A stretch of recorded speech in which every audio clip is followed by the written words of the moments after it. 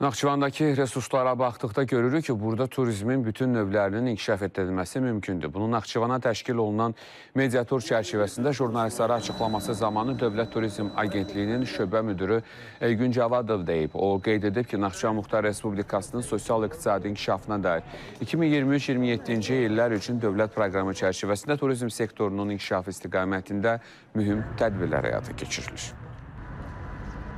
Sağlamlıq turizmlə bağlı Naxçıvanda duzlaq, tənəffüs yolları xəstəliklərinin müalicəsində istifadə olunur.